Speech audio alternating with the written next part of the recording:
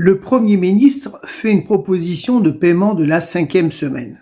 Alors, nous, agents de la fonction publique, nous avons déjà un texte sur ça qui prévoit la possibilité, je dis bien la possibilité, si la collectivité prend une délibération dans ce sens, de payer au-delà de 20 jours, donc 5 jours, qu'on peut payer avec un barème, mais je vous mettrai à la fin de la vidéo les informations essentielles. Où est-ce que j'attire votre attention?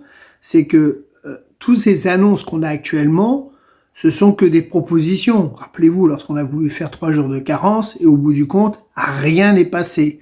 Donc, que je vous fasse des vidéos, que ce soit pour les 1621 heures, que ce soit là pour la 5e semaine, pour le privé, mais dans la fonction publique, c'est déjà mis en place.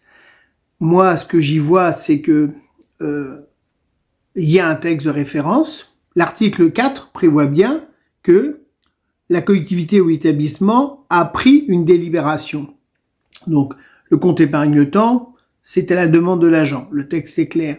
Mais le paiement, éventuellement, de cette 5e semaine, c'est conditionné à ce que la délibération le prévoit. Donc, quand le Premier ministre indique l'éventualité de payer cette 5e semaine, à mon avis, il parle que pour le privé, puisque dans la fonction publique, c'est pas une obligation à ce jour, à moins qu'on modifie, toujours pareil, le décret. Donc, prenons tous ces annonces au conditionnel, voilà, il n'y a rien qui est fait, il n'y a aucun texte qui est sorti. J'ai entendu dernièrement une vidéo concernant un peu le privé sur ce point-là. Ça a l'air très compliqué de mettre en place, il faudrait changer beaucoup de textes. Bon, on verra bien. Mais bon, voilà, aujourd'hui, on sème et on voit ce qu'on va récolter à la fin. Allez, bonne journée, au revoir.